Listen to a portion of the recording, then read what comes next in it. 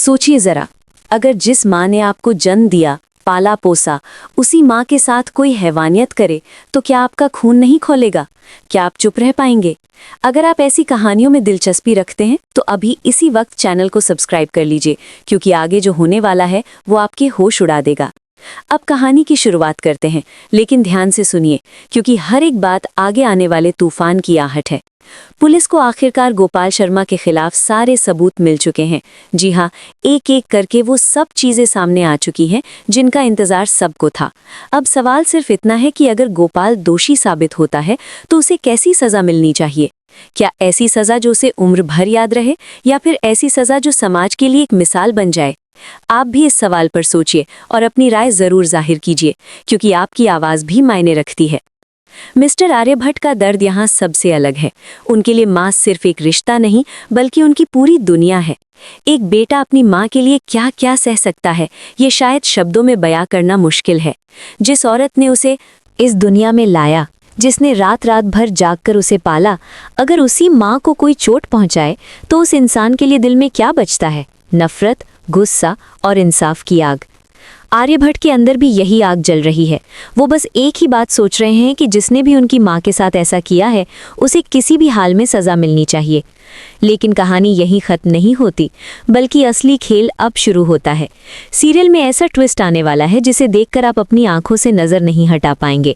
धीरे धीरे ये साफ होने लगता है कि अन्नू के परिवार पर जो हमला हुआ उसके पीछे कोई और नहीं बल्कि कोई अपना ही हो सकता है। और यहीं से शक की सुई मीरा की तरफ घूमने लगती है। अभी तक जो मीरा मासूम दिख रही थी, उसकी असलियत पर से पर्दा उठने वाला है। अगर आपको ऐसे धमाकेदार मोड़ पसंद है तो जुड़े रहिए और आगे भी देखते रहिए। अब जरा उस पल की कल्पना कीजिए जब मीडिया वाले अन्नू के घर पहुंचते हैं। कैमरे, माइक, शोर शराबा और सवालों की बौछार। वहां पहुंचते ही माहौल पूरी तरह से बिगड़ जाता है। कुछ लोग गुस्से में गोपाल जी के खिलाफ बहुत ही गंदी बातें बोलने लगते हैं। कोई उनके चरित्र पर सवाल उठाता है तो कोई उन्हें सरेआम बदनाम करने की आएगा। शायद अब किसी बेगुनाह को सजा नहीं मिलेगी, लेकिन कहानी का सबसे काला दौर अभी बाकी है, क्योंकि असली तूफान अब मीरा की जिंदगी में आने वाला है। मीरा, जो अब तक सबकी नज़रों में सही थी, जिसके चेहरे पर मासूमियत का नकाब था, उसका भांडा अब फूटने ही वाला है। धीरे धीरे सबूत सामने आने लगते हैं। पता चलता है कि जो भी कांड हुआ वो किसी बाहर वाले ने नहीं, बल्कि मीरा ने ही रघुपति के जरिए करवाया था। ये सच जब सामने आएगा तो हर कोई सन्न रह जाएगा। रिश्तों पर से भरोसा उठ जाएगा और सवाल उठेंगे कि इंसान इतना गिर कैसे सकता है। अगर आप जानना चाहते हैं कि मीरा का सच कैसे सामने आता है तो जुड़े रहिए और आगे की कहानी जरूर देखिए। ये सीरियल अब और भी ज्यादा दिलचस्प होने वाला है। हर एपिसोड में नए राज खुलेंगे, नए झगड़े होंगे और सच्चाई की परतें उतरेंगी। आप कितने एक्साइटेड हैं आने वाले ट्विस्ट्स के लिए? अपनी राय नीचे जरूर बताइए, क्योंकि आपकी एक एक प्रतिक्रिया हमारे लिए अहम है। इस तरह की ताज़ा और धमाकेदार कहानियों के लिए चैनल को सब्सक्राइब करना ना भूलें, वीडियो को लाइक करें और इसे अपने दोस्तों के साथ शेयर करें, ताकि कोई भी इस कहानी के मज़े से वंचित ना रहे। यहीं पर पहला हिस्सा खत्म होता है। आगे की कहानी और भी ज्यादा चौंकाने वाली होने वाली है, इसलिए अब कहानी उस मोड़ पर आ चुकी है जहां हर किरदार की असली परीक्षा शुरू होती है। पहले हिस्से में जो सवाल उठे थे, अब उनके जवाब धीरे धीरे सामने आने लगते हैं। जैसे जैसे समय आगे बढ़ता है, मीरा के चेहरे की मुस्कान नकली लगने लगती है और उसकी आंखों में छुपा डर साफ दिखाई देने लगता है। उसे एहसास हो चुका है कि अब ज्यादा दिन तक सच छुपा नहीं रह पाएगा। अगर आपको ऐसे जबरदस्त उतार चढ़ाव वाली कहानियां पसंद है तो अभी भी समय है। चैनल से जुड़े रहिए, वीडियो को लाइक कीजिए और आगे की कहानी मिस मत कीजिए। इधर आर्यभट्ट अंदर ही अंदर टूट चुका है। एक तरफ माँ की हालत, दूसरी तरफ समाज के ताने और मीडिया का दबाव हर सुबह उसके लिए एक नई लड़ाई लेकर आती है। वो खुद से एक ही सवाल बार बार पूछता है कि आखिर उसकी माँ का कसूर क्या था? क्या सिर्फ इतना कि वो कमज़ोर थी, या फिर इतना कि किसी ने उसकी खामोशी का फ़ायदा उठाया? आर्य ये तय कर चुका है कि चाहे कुछ भी हो जाए, वो सच्चाई सामने लाकर रहेगा। अगर आपको लगता है कि ऐसे बेटों की कहानियां और लोगों तक पहुंचनी चाहिए तो इस वीडियो को शेयर ज़रूर कीजिए।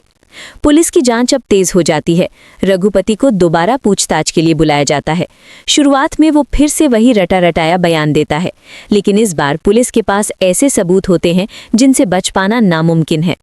कॉल रिकॉर्ड्स, पैसों का लेन देन और कुछ ऐसे गवाह जो पहले डर की वजह से चुप थे, अब सामने आने लगते हैं। रघुपति के चेहरे से पसीना टपकने लगता है, उसकी आवाज़ लड़खड़ाने लगती है और वो बार बार पानी मांगता है। अगर आप जानना चाहते हैं कि पूछताछ के दौरान क्या क्या खुलासे होते हैं तो आगे देखते रहिए और चैनल से जुड़े रहिए। जैसे ही रघुपति का बयान बदलता है, कहानी में भूचाल आ जाता है। वो मान लेता है कि ये सब उसने अकेले नहीं किया, किसी ने उसे इसके लिए उकसाया था, किसी ने उसे पैसे दिए थे और किसी ने उसे भरोसा दिलाया था कि उसका कुछ नहीं बिगड़ेगा। जब पुलिस उससे उस इंसान का नाम पूछती है तो वो पहले चुप रहता है, लेकिन फिर अचानक वो नाम लेता है, मीरा। ये नाम सुनते ही कमरे में मौजूद हर इंसान सन्न रह जाता है। अगर आपको ऐसे सच्चाई से भरे पल देखने हैं तो वीडियो को लाइक करना और कमेंट में अपनी प्रतिक्रिया देना मत भूलिए। मीरा को जैसे ही थाने बुलाया जाता है, उसका आत्मविश्वास पूरी तरह से टूट जाता है। बाहर से वो खुद को मजबूत दिखाने की कोशिश करती है, लेकिन अंदर से वो डर से कांप रही होती है। उसे लगता है कि शायद वो अब भी किसी तरह बच निकलेगी। वो झूठी कहानियां बनाती है, दूसरों पर आरोप डालती है और खुद को बेगुनाह साबित करने की पूरी कोशिश करती है। लेकिन अब हालात उसके हाथ से निकल चुके होते हैं। पुलिस के सवालों का जवाब देते देते वो उलझ जाती है और खुद ही अपने जाल में फंसने लगती है। इस सब के बीच अनु की हालत भी बदलने लगती है। जो अनु पहले सहमी हुई थी, अब उसमें धीरे धीरे हिम्मत लौट रही होती है। उसे एहसास होता है कि अगर वो चुप है ही तो शायद किसी और के साथ भी यही होगा। वो तय करती है कि अब वो सच का साथ देगी, चाहे उसे कितनी ही मुश्किलों का सामना क्यों ना करना पड़े। अनु का ये फैसला कहानी को एक नई दिशा देता है। अगर आपको लगता है कि ऐसी मजबूत महिलाओं की कहानियां सामने आनी चाहिए तो इस वीडियो को ज़्यादा से ज़्यादा लोगों तक पहुंचाइए। जैसे ही मीडिया को मीरा का नाम पता चलता है, एक बार फिर हंगामा मच जाता है। वही कैमरे, वही माइक, लेकिन इस बार सवाल मीरा से पूछे जा रहे होते हैं। लोग उसे पहचानने से इनकार करने लगते हैं। जो कल तक उसे सही मानते थे, आज उसी पर उंगलियां उठा रहे होते हैं। मीरा को पहली बार एहसास होता है कि सच कितना भारी होता है। अगर आप भी मानते हैं कि सच चाहे देर से आए लेकिन आता ज़रूर है, तो कमेंट में अपनी राय ज़रूर लिखिए।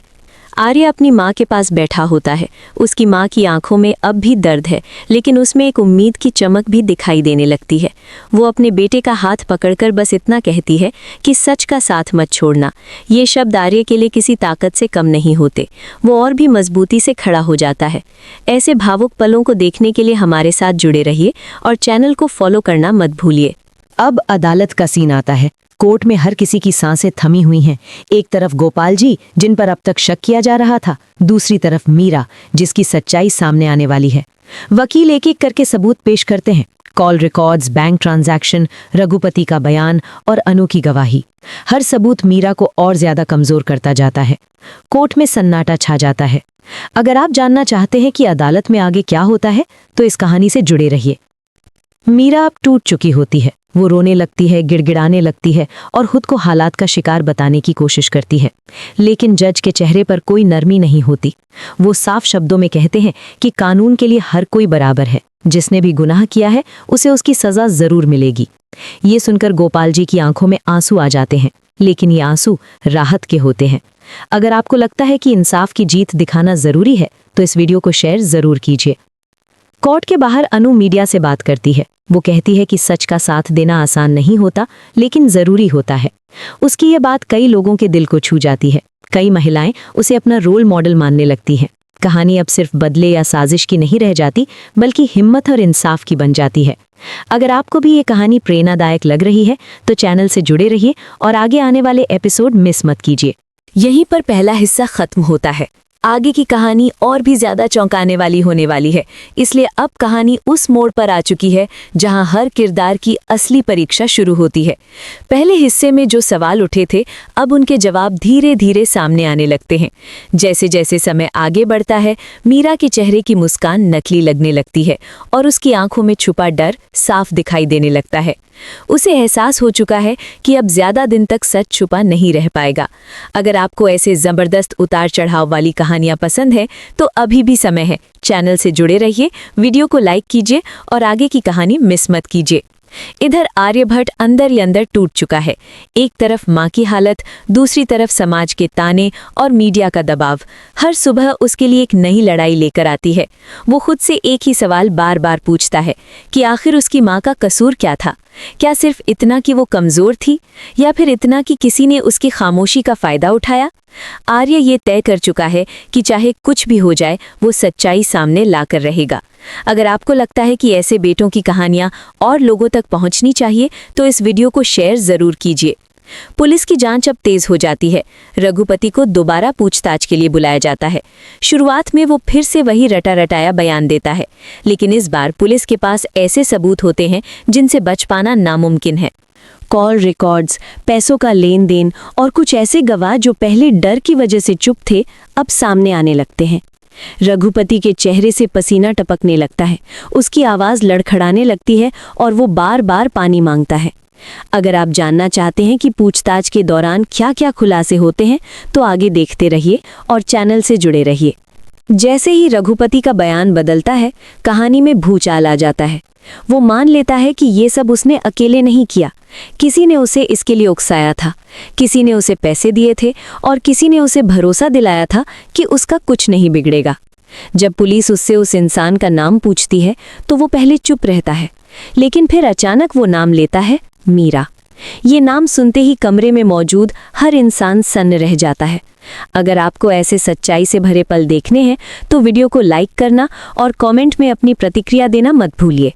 मीरा को जैसे ही थाने बुलाया जाता है, उसका आत्मविश्वास पूरी तरह से टूट जाता है। बाहर से वो खुद को मजबूत दिखाने की कोशिश करती है, लेकिन अंदर से वो डर से कांप रही होती है। उसे लगता है कि शायद वो अब भी किसी तरह बच निकलेगी। वो झूठी कहानियां बनाती है, दूसरों पर आरोप डालती है और खुद को बेगुनाह साबित करने की पूरी कोशिश करती है, लेकिन अब हालात उसके हाथ से निकल चुके होते हैं। पुलिस के सवालों का जवाब देते देते वो उलझ जाती है और खुद ही अपने जाल में फंसने लगती है। इस सब के बीच अनु की हालत भी बदलने लगती है। जो अनु पहले सहमी हुई थी, अब उसमें धीरे धीरे हिम्मत लौट रही होती है। उसे एहसास होता है कि अगर वो चुप है ही तो शायद किसी और के साथ भी यही होगा। वो तय करती है कि अब वो सच का साथ देगी, चाहे उसे कितनी ही मुश्किलों का सामना क्यों न करना पड़े। अनु का ये फैसला कहानी को एक नई दिशा देता है।